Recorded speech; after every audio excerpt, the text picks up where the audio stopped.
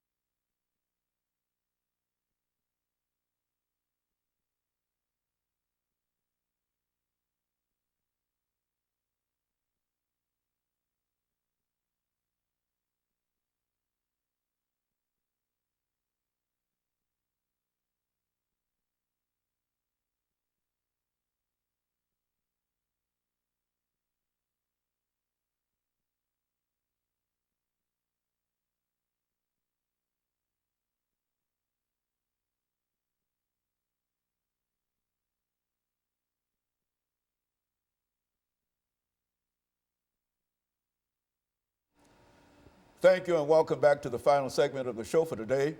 We're talking to Pastor Kay Walker, Miss Erica Lanier, and Mr. Preston Stewart. And Mr. Stewart, let us continue our conversation with you by having you to give us some information in reference to the issue of discipline in the school setting, because I think that many of us recognize that there's quite a problem in terms of discipline in the system. And so let's talk about it from that perspective. That's another area in which I'm very passionate about, is the fact that students are presenting certain types of behavior that they have to be disciplined and they have to be suspended from school. They put in school suspension. My concept is, and my theory is, that the average child who has been suspended from school or punished in any kind of way will have the attitude that I did the crime, I did the time, but your punishment didn't change my mind.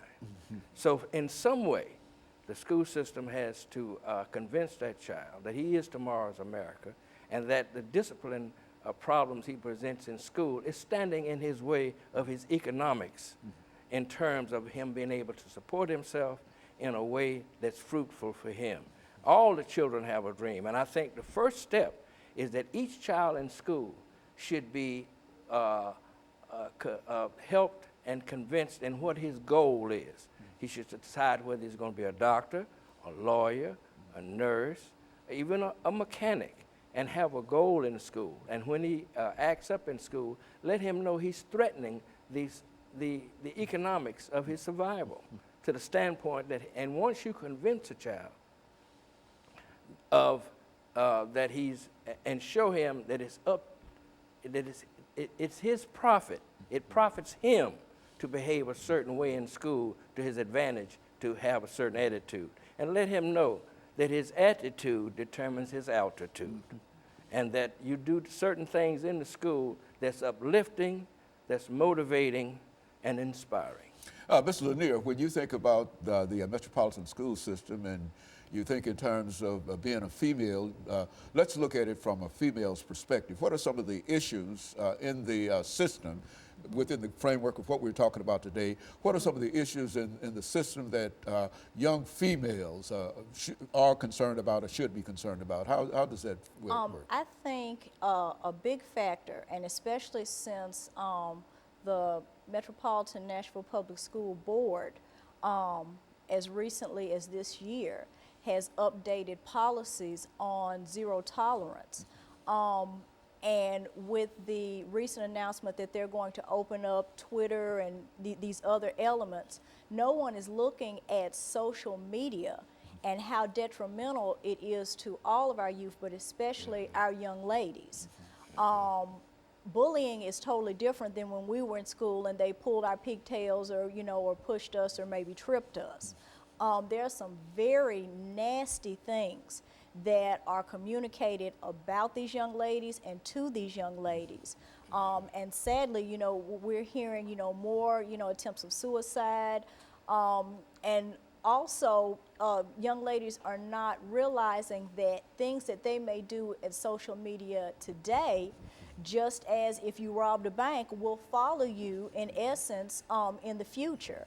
I have a friend who deals with student aid, and she said that one of the first things they do before they decide whether or not they're going to give a student any type of financial aid is they go out on social media to see what type of student this is. So you could be a straight A student, never got in trouble, but because of one single misjudgment on social media, you know, be passed over for financial aid, for a job, or numerous other things.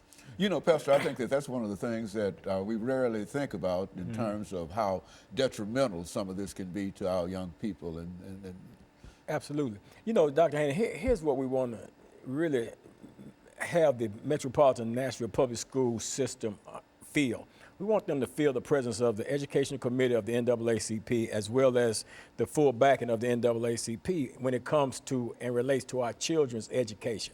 We have an expectation, Dr. Haney, that if a person is in the school system as an educator, we have an expectation that when the parents send that child into that school system, that their child is being educated, that their child is being treated right, their child is being treated fairly, and being treated with a level of professionalism. We have an expectation that the principals in the system, when it comes to this zero tolerance thing, that they exercise more flexibility than they're exercising instead of just booting the children out of the school system as a whole, you know, in terms of, and rather than trying to find a way to teach them. Well, Mr. Stewart talks very well about this character education. So if we got zero tolerance and you got the possibility, the potential of character education, which is active in some school systems, I think in Texas, Houston and stuff like that.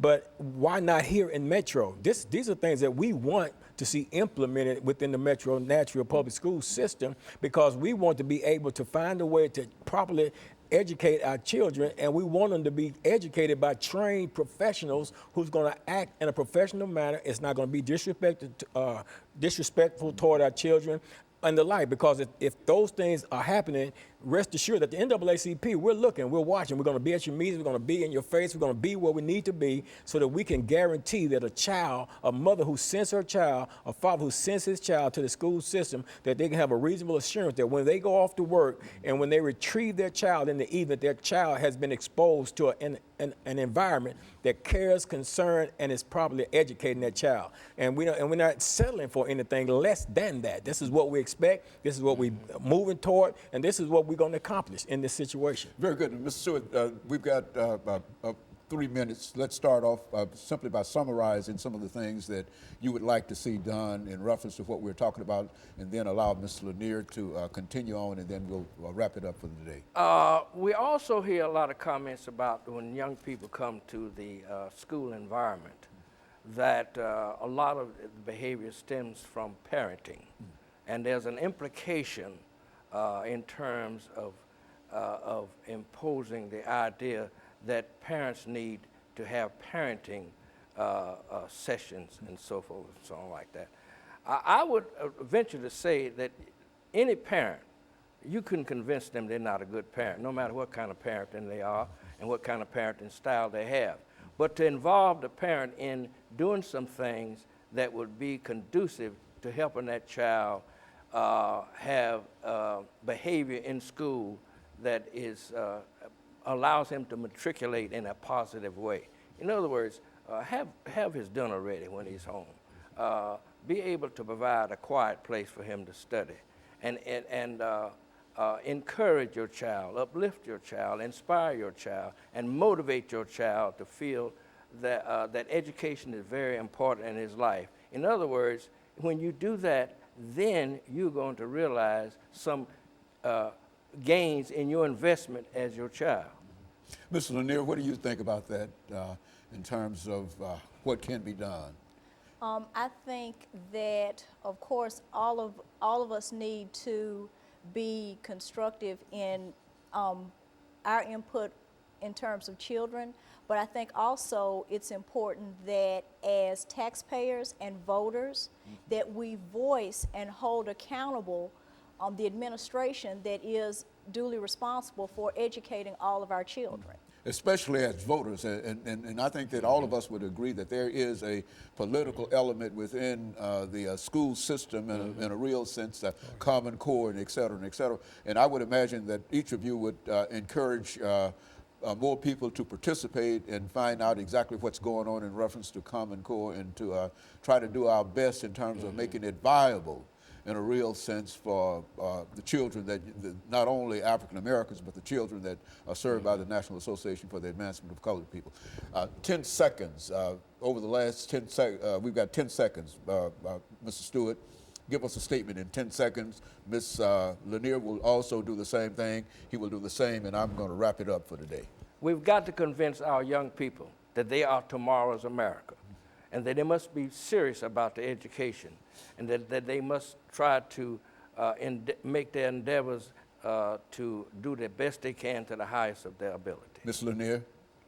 It takes $9,200 a year to educate a child. It takes $23,000 to house an inmate. We need to focus on being success stories, not statistics. Very good. And so cost effectiveness has a very important part in this. And of course, let me thank the three of you for coming by and giving us that excellent information. And let me encourage our audience to tune in again next week for another informative edition of Comments. Thank you and good morning.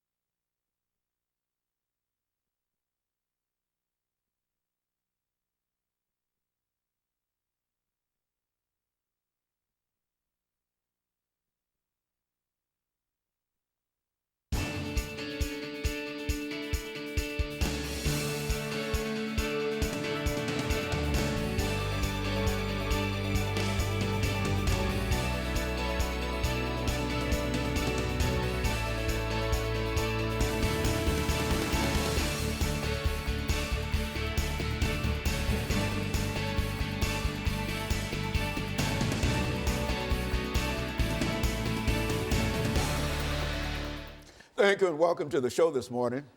The topic this morning is Peace Ambassadors USA. And we have to talk about Peace Ambassadors USA, Mr. Arafat, Mr. Arafat, who is the Executive Director of Peace Ambassadors USA, as well as the founder of that organization. Mr. Yasser S. Arafat. And of course, Mr. Arafat, let me welcome you to the show this morning and to tell you how delighted we are to have you with us and to talk about what I consider to be a very, very important topic, and that is peace. Absolutely. And I think that you've got a program that you call Peace Ambassadors USA that you'd like to talk to us about this morning. But before we get into that, Mr. Arafat, let's see if we could get from you some information about your background, your education, and some of your experiences. And then we'll, by the end of this segment, we'll have an opportunity to talk about the organization itself, Peace Ambassadors USA. Well, thank you so much for inviting me, and the pleasure is all mine. My name is Yasser Saleh Arafat. I was born in Yemen originally. I came as a teenager to Brooklyn Heights, New York. And in '95, I came to Nashville, Tennessee, and it's been home since. I worked at the Metropolitan Public Schools as an ESL parent liaison for a few years. And then I became the Director of Education and board member of the Islamic Center of Nashville, the one on 12th Avenue, until 2010. We established another Islamic center called the Islamic Center of Tennessee, and I was one of the main founders and vice president. And then 2012, we started the initiation and the beginning of the establishment of Peace Ambassadors USA. I have my educational backgrounds. I have an undergraduate degree from Middle Tennessee State University in political science, actually pre-law. And I have a master in Islamic studies, and planning to start my doctorate in Vanderbilt for political science and also JD, because I have a pre. And basically, that is kind of what I do. It's I go and give lectures in colleges, universities, using my background in Middle East, or whether in the United States, in religion and politics. We use the degree in politics basically to talk about politics in the Middle East, and we use the degree of Islamic studies to talk about interfaith dialogues and programs, trying to reach out. We go to churches, we go to colleges, we go to schools, we invite people and churches to our mosques, and that's basically with the background of education. My plan is to finish the doctorate and again use it in the same way of reaching out to the public, whether here or overseas. The religious background gave me the chance to also become as we call in Arabic, khatib. I give Friday sermons. I give it here in Nashville, Tennessee, and I give it in different states. Every Friday you'll see me traveling to one state, and I do it as a volunteer, basically. I'm not going to qualify myself and go and say I am an imam. That is not what I would call myself, but I would call myself as a religious educator and a communicator. Also, my involvement in the community for the last 17, 18 years gave me that leverage to know what the needs are. So I became a community developer. I help those who want to establish institutions, whether in the state or outside the state. So there is a group of individuals who would like to start a religious institution or a non-religious institution, a non-profit, since we studied that. I go and help them, again, volunteering. That's basically well, you know, the important thing here, I think, is that you've been involved in trying to create a situation to bring peace among people for a long time, I would imagine. And out of this came the organization Peace Ambassadors USA. Now, excuse me, let's start off. We've got about a minute before the end of this segment, but sort of give us an overview of what that organization is about. And when we come back after this commercial break, we'll allow you to go deeper into the organization. Absolutely. Well, it's basically an American Islamic outreach. Muslims, Christians, Jews, and others need to start learning about each other from each other rather than from Van Damme and Chuck Norris movies, and as you know what I mean. It's an establishment that will bring people together it will facilitate and foster a better communication and a better interfaith dialogue. So Very that is good. basically- And of course, we're going to take our first commercial break, and we're going to take this first commercial break, and we'll be back with you following this very, very short commercial break.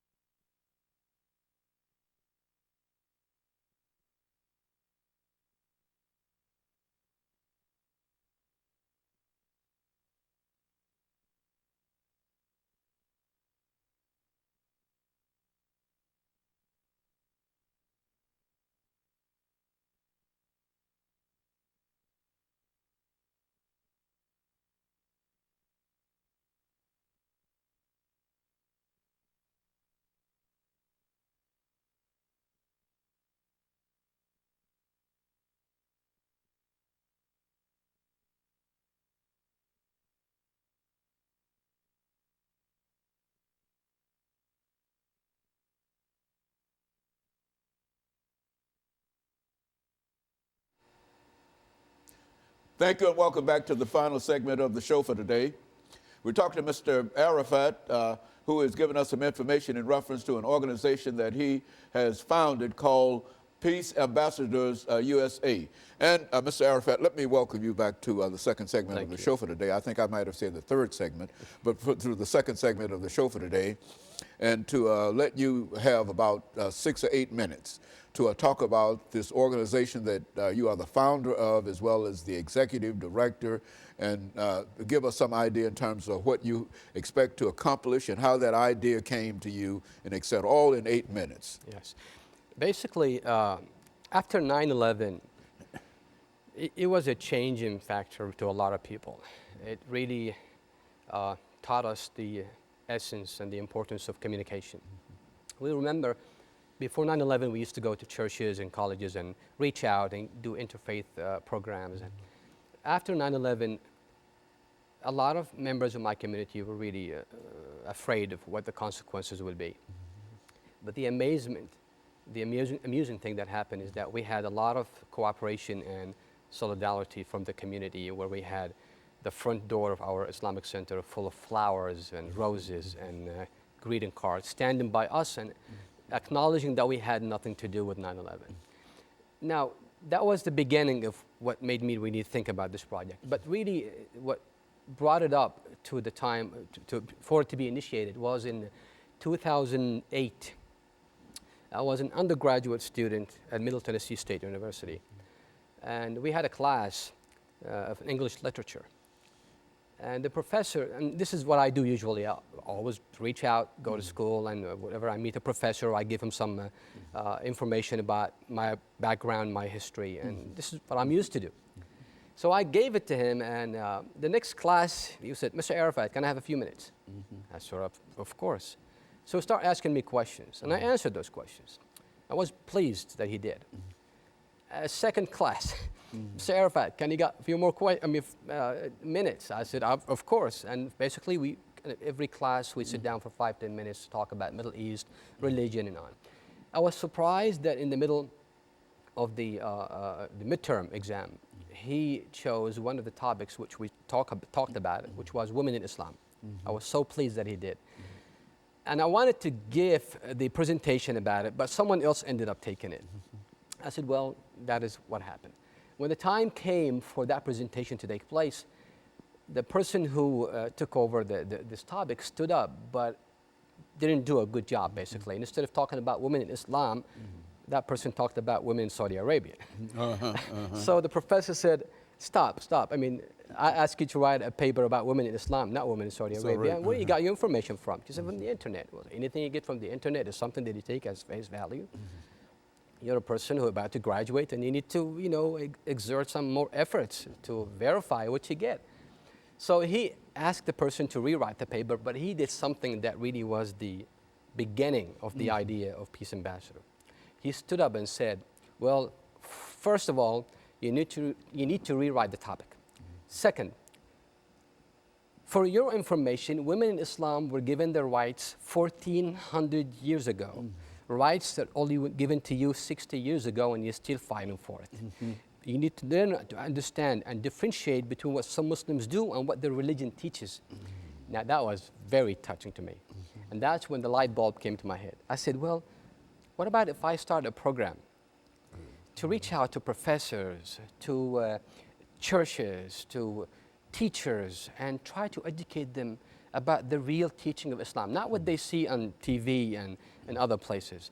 And that's when the idea of Peace Ambassador. So we went ahead in April of 2012.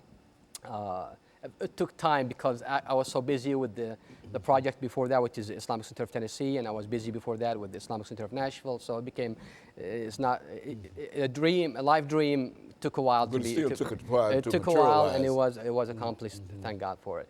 So we did. We signed up and we started. Now, at the beginning, we used one of our mosques. Still continuing to do visitations and visit churches and stuff. But what ends up happening, we needed a place because the dream is big.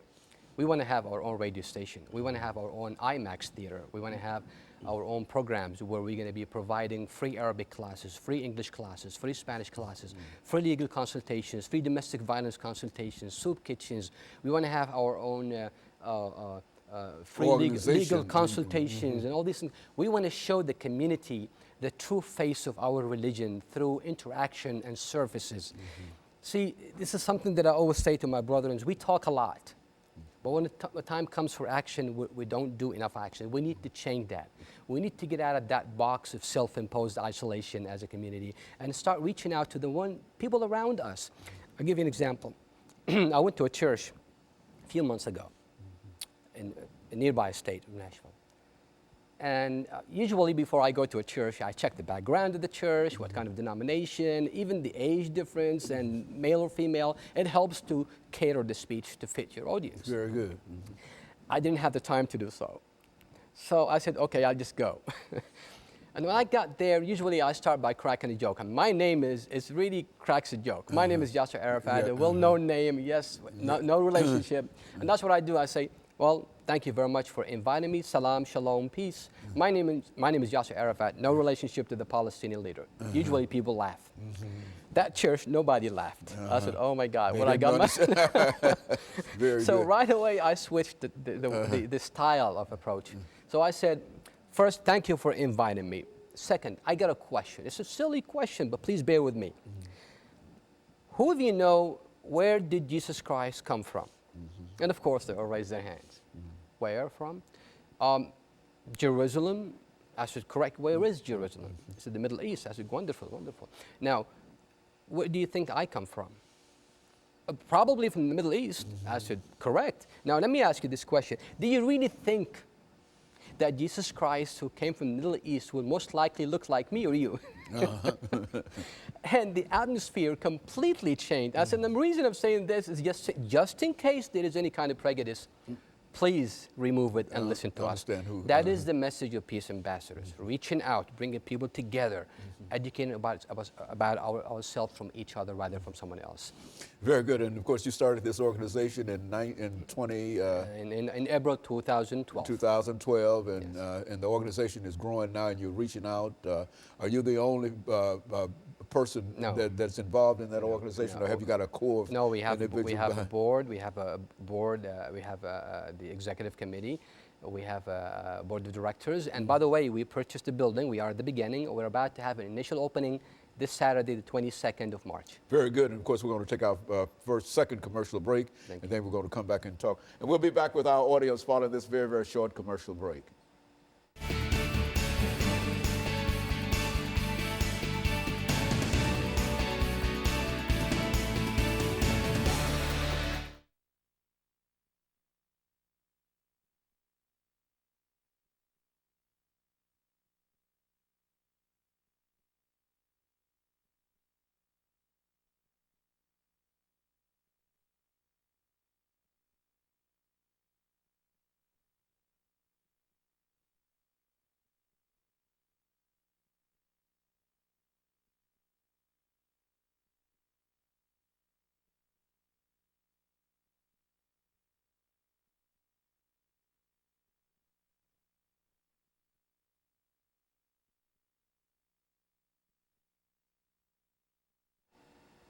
Thank you and welcome to the final segment of the show for today. The name of the topic for today is Peace Ambassadors USA, and we're fortunate to have with us the founder and executive director of Peace Ambassador USA, Mr. Yasser S. Arafat, who has given us some information about his background and the founding of this organization. Now, Mr. Arafat, let's look at some of the issues that I'm sure that your organization has had to deal with dealing with the Middle East. And let's talk about what you might consider some of the most important issues in the Middle East over the next 8 or 10 minutes. Basically, if you look at the foreign policy of the United States of America in the Middle East, I mean, from study and from reading and from understanding the issue, you find there are two major things that we deal with in the Middle East: oil and the Palestinian-Israeli conflict. These are the two major things. Oil is being secured. We have good relationship with the region, at least the governments of the region, and so we have a good flow, so we're not going to have to go through the embargo of the 70s. And second is the Israeli-Palestinian conflict, and this is, to be honest with you, is the crucial, the most important issue in that part of the world. I see our foreign policy of our government failing, and it has been failing for a long time. It's unfortunate to say that. And it's failing because there is no genuineness involved. Once we become a just broker to reach peace, it'll become much easier for us to bring people on the table. When we are just and we are equal to both parties, things will take place, peace will materialize. Without justice, equality, respect, peace cannot be in place. You can't expect to come to take over my land, prosecute me, kill me, starve me, and then have peace my way or the highway. I believe that as the greatest country in the world, that greatness comes with a huge responsibility. Whether we like it or not, we do have a responsibility in that part of the world, because we are one of the reasons that we are the main supporter of the state of Israel, basically. So we should have some kind of leverage if we want to use it. I understand AIPAC and other lobbyists do have an impact in Congress and the White House, but still, the national interests of the United States of America should come first before any other national interests of any other entities. I believe, this is what I believe, and I'm sure there are many people out there who believe such a thing, that 9/11, for example, is a direct result of our foreign policy in that part of the world. 9/11? 9/11, I do believe that very, very strongly. Why do I believe this? If you look at what the terrorists do and say, they do use the Palestinian cause to recruit terrorists, to do a lot of things. And that Palestinian cause and dilemma really does resonate in the hearts of the Arabs. There are 300 million Arabs who do not like the state of Israel. They consider it to be a cancer in the heart of the Arab nation. Go back to history. That's not the case. A lot of people think that, oh, the Arabs and the Jews have been fighting each other for thousands of years. That's not correct. The Arabs and the Jews are cousins. The Arabs are the descendants of Ishmael, the Jews are the descendants of Isaac, and both are the children of Abraham, peace be upon them all. So that is, you look, again, near history, 18th century, 19th century, when the Israelites and the Jews were put in ghettos in Europe, their cousins welcomed them with open arms. So they came, they settled in Turkey, they settled in Yemen, in Morocco, and other places. So there is no hate relationship. There is, as a matter of fact, there is a beautiful organization, I think of Hasidic Jews, who stand up and say the truth as is. They said that we used to babysit for the Arabs, and they babysit for us when we used to go to the Sabbath. That's kind of the relationship they used to have until the Zionist movement came and whatever happened. So I believe that as a greatest country in the world, with our President Obama, who we respect, even though we disagree with a lot of his policies, especially in the Middle East, I believe there is a chance for peace. I went to a synagogue a while back to give a talk, and I stood up and I said, I want to start an experiment with you, my friends. Close your eyes and visualize the following. Two little babies, 9 months old, both naked, both with a bullet in the middle of their chest. They're both dead. They're being washed, cleaned, and prepared to be buried. Now, one of them is an Arab and the other one is a Jew. Would you please tell me which one is? Which is which? You cannot. No. You can't. These both innocent babies being killed by bullets. Who's to blame? The babies? No, us. What have we done to reach out? If we do not become a just broker and reach out and use the leverage that we have against Israel and bring them together to the table for them to compromise and accept the UN resolution. And I don't know if you've read this, in 2002 in the Beirut summit, the Arab League, there was a Saudi initiative which told Israel, accept the UN resolutions, go back to the 1967 borders, allow the Palestinians to have their own states, and we will normalize all relationships with the state of Israel. We will recognize the state of Israel, we'll open borders, and we'll have just a regular relation just like any other state. Question is, why didn't Israel accept such a thing? They say the Arabs don't want a peace, the Arabs don't want peace. That is not true. It's unfortunately, that is not true. But what we need to do right now is to ask our government, and in particular our President Obama, to really make better choices for our own safety in this country. There is a lot of resentment, and if we do not reach the peace of hands, and that's what we're going to try to do in Peace Ambassadors, reach out to people here and over there and tell them, hey, as people, we could create a powerful segment of society where we could influence the decisions that are made in the government. We want to live in peace, but we want to also let others live in peace. If we come into the Palestinians and say, as American people, which I believe American people, I was in Kuwait last year and I said something on the radio. I said American people are the most generous, most God-loving people I've ever seen in my life. And the person who was given the interview was like, you sure? I said, yes, I am one of them. So again, they don't know us like we don't know them. And through these kind of reach out programs and communication and peace ambassador programs, I think we could foster a better way of reaching out and getting to know each other. I was one day in the church, and one of the people there asked me, Mr. Arafat, why do you guys worship statue?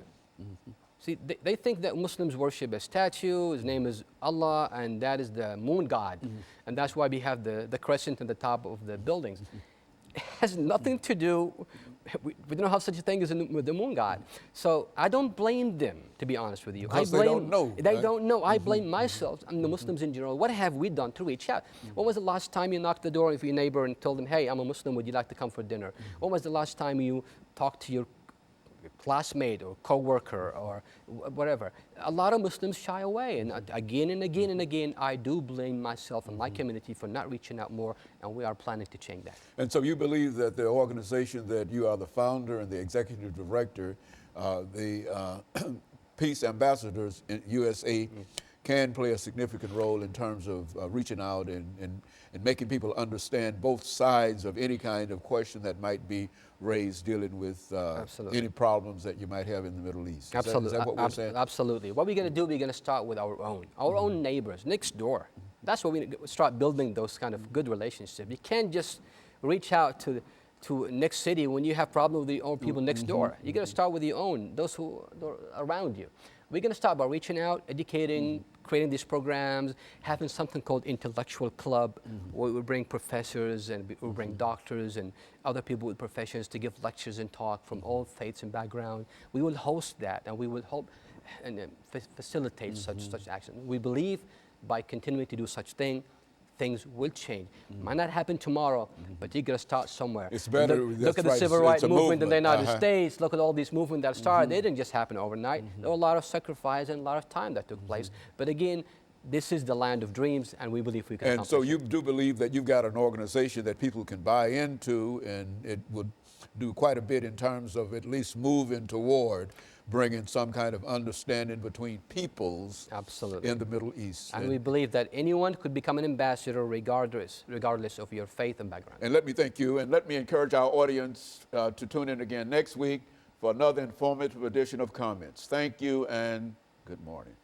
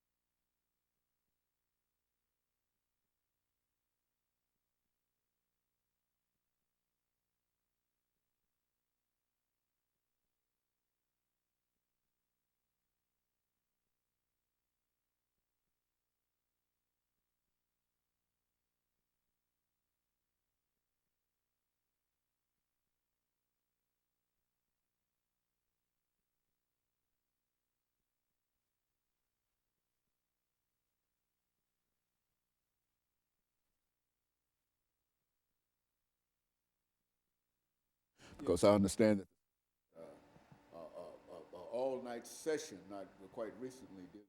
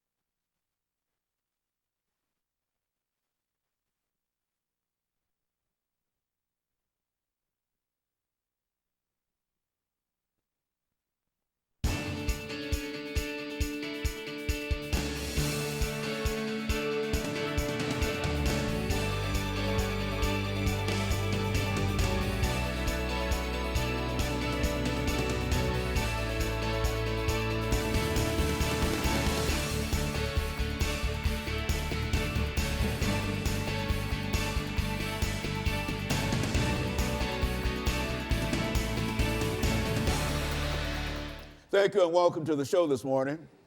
The topic today is the politics and consequences of climate change. And we're fortunate to have with us to talk about the politics and consequences of climate change, Professor David Padgett from Tennessee State University. Dr. Padgett, let me welcome you to the show this morning and to tell you how delighted we are to have you here, because I think the topic that we're going to talk about is a very, very important topic, and quite a number of folks are involved in it one way or the other. And so let's have you to start off by giving us some information. You've been with us before, but there might be some members of our audience who might not know that much about you. And so give us some information about your background, your education, and some of your experiences, and then by that time we should be able to get into that second segment. Then we'll talk about politics and consequences of climate change. But during this first segment, let's talk about David Padgett and some of the things that you've been involved in, and et cetera. Okay, well, I earned my undergraduate degrees in geography and geology from Western Kentucky University, and I worked for the federal government for a while as a physical scientist. And then I did my graduate degrees, master's and PhD, in physical geography and geology and environmental engineering.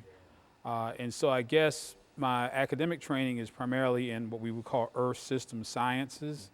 I helped to start the environmental geography program at Austin Peay State University. I also taught in the environmental studies program at Oberlin College. And following Oberlin College, I came to Tennessee State University 15 years ago. And I've been teaching weather and climate at Tennessee State University. Weather and climate is part of Earth System Science. For the past 10 years, I've taught weather and climate.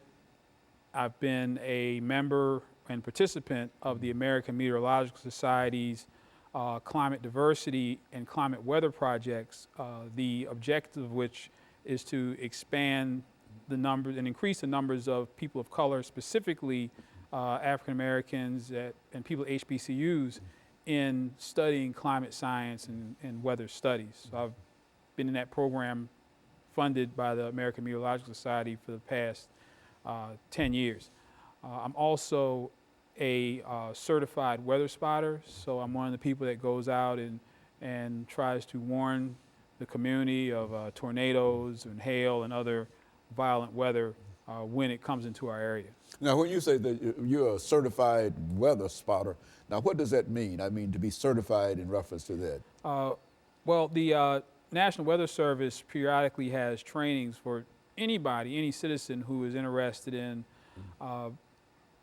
being out there on the ground looking for tornadoes especially.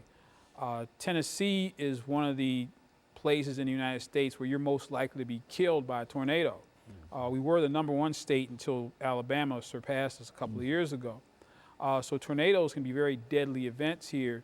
And even though a lot of news stations have radar, radar only detects tornadoes that are very close to the radar stations. The farther you get away from radar stations, you really need to have people and human beings on the ground with eyeballs to see these tornadoes.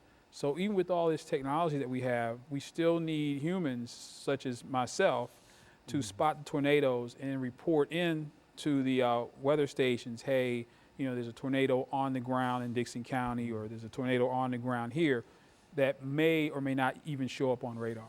And so in a real sense, you go out when there's a danger of a storm, and you go out and you search and you call back in, and now that's sort of a dangerous kind of situation because it means that you come put yourself in the line of these storms and tornadoes. Is that what you're saying? Well, I'm not a storm chaser. I'm not a tornado chaser. If I happen to be at work at Tennessee State University and a storm is coming, then I'll look out. You know, I'll take cover, but I will watch the skies. If I'm at home or wherever I happen to be, I'll be watching the skies. And since we have cellular phones now, I would be able to call in and say I'm a certified spotter, and here's what I'm seeing occurring on the ground at this location. And then that way, the warning would go out that not only do we see a possible tornado using the radar, but there's someone who sees the actual tornado on the ground. And by being a certified spotter, it means that gives you more credibility when you call and say and announce that you are a certified spotter. Oh yes, I've been through training. Not just anybody can call in. It has to be someone who's been through the training. With the experience and et cetera, know what they're talking about. Exactly. And that when the people on the other end receive it, that has great credibility being certified. Other than if I were to call and say it looks like we might have a tornado over here, I'm not certified. They probably wouldn't pay. Yeah, you wouldn't have that. There's one phone number that we call. Okay, but we're going to take this first commercial break, and then we'll get back into, and we'll have our first commercial break, and we'll be back with our audience following this very, very short commercial break.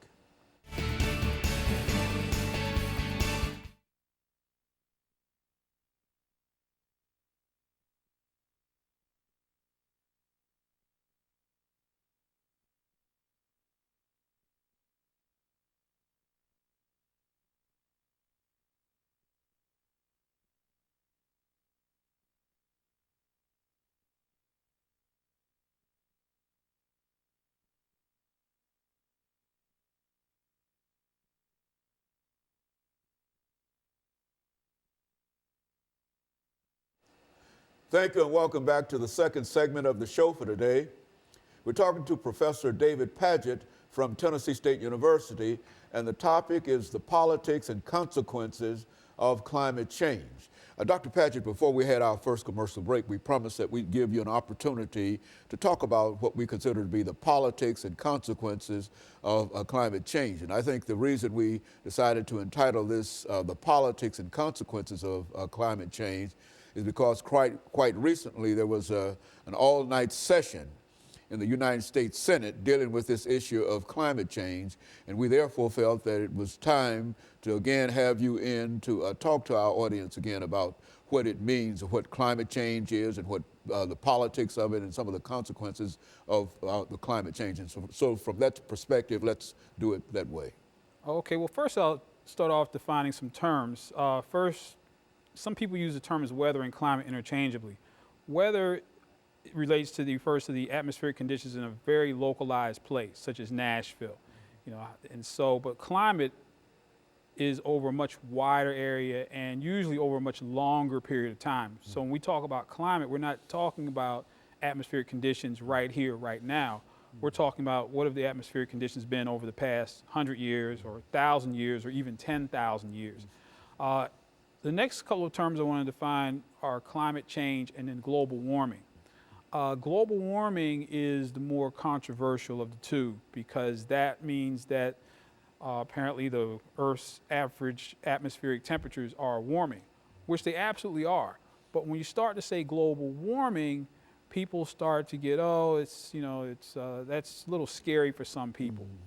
So oftentimes people use the term climate change because the climate is constantly changing. The Earth has been through several ice ages, so the Earth's temperature has gotten warmer, and it's gotten cooler, and then warmed up, and then the ice melted, and so on and so forth. Now, what's controversial about climate change and/or global warming is the cause of it. Now, there is no debate over whether or not the Earth's average temperature has been warming. If you look at all the evidence, if you look at the past couple of decades, we've had the warmest decades, warmest months we've ever had in recorded history. So the debate is not over whether the climate is getting warmer or not. We definitely know that. The question is it human caused or is it natural? Now, if it's human caused, that means that we humans are releasing greenhouse gases such as carbon dioxide into the atmosphere. What carbon dioxide does is it absorbs long-wave radiation, and it's that long-wave radiation that warms the Earth's atmosphere. So in theory, the more carbon dioxide there is in the atmosphere, the warmer the atmosphere is going to become. We humans put carbon dioxide in the atmosphere through burning fossil fuels. We drive our cars, we burn coal. About half of our electricity is produced by burning coal. So we engage in a lot of activities that pump carbon dioxide in the atmosphere. The question is, are we pumping so much carbon dioxide in the atmosphere that we're causing the climate to change, that we're putting so much extra carbon dioxide in the atmosphere that it's absorbing excessive amounts of long-wave radiation and pushing our temperatures higher and higher, which eventually will melt the polar ice caps, which is melting glaciers, which will cause sea level rise and any number of consequences. There are some relationships between climate change and weather, such as hurricanes. Hurricanes are predicted to become more powerful. They might not become more frequent, but definitely as the ocean waters warm, we might see years such as year 2005. We had hurricanes Rita and Wilma and of course Katrina, which were some of the most powerful hurricanes and the largest hurricanes we've ever seen in recorded history. But the question comes in to play as to whether humans are significant enough factors on this planet to cause the climate to change. Because, like I said before, when humans weren't on the Earth warmed up, cooled down, we didn't have anything to do with it. One volcano can put enough greenhouse gases in the atmosphere, it will be an equivalent amount of humans putting that amount in the atmosphere through our activities. One volcano. One volcanic eruption historically has changed the climate for years afterwards. We humans aren't necessarily able to do that.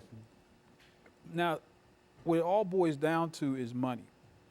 If we humans are causing the climate to change and of course causing global warming, the way that we mitigate that is with pollution control, is that we pay for devices that will keep greenhouse gases from escaping. Those devices are very expensive. For example, there's a coal plant right here in Gallatin, Tennessee that's being retrofitted so that it will not produce as much greenhouse gas. For that one plant, the retrofit is $1 billion. That's $1 billion for one plant in Little Gallatin, Tennessee. So just think about the cost all across over the nation. We're talking about amounts of money that are unfathomable. Big business and industry, they do not want to pay that money if it's a natural cause. They don't want to find out from a scientist 20 years from now, oh, you know all those billions of dollars you spent? We were mistaken. This is all natural. The Earth is warming up all by itself. We humans don't have anything to do with it. So, and the money in politics comes into play in that, of course, the United States We are a massive producer of fossil of carbon dioxide. But there are other countries such as China and India that are right now having their own industrial revolutions. They're starting to get more involved in manufacturing, less involved in agriculture, and they're starting to pump tons and tons and tons of greenhouse gases into the atmosphere. And they don't want to slow down. They don't want to slow down any more than we wanted to slow down during our industrial revolution here. And so they're less apt on the global scale to be involved in anything that's going to sound like pollution control, because pollution control costs money, pollution control cuts into profits. And so the United States is sort of caught in the middle, because certainly we like to see these normally lower income countries develop, and we like their products. I mean, we get lots and lots of products from China. We are very much involved in business in India, but at the same time, that progress is causing pollution. And you can see what's happening in Beijing right now, where they're hardly able to see because the air is so bad. Okay, we're going to take this second commercial break.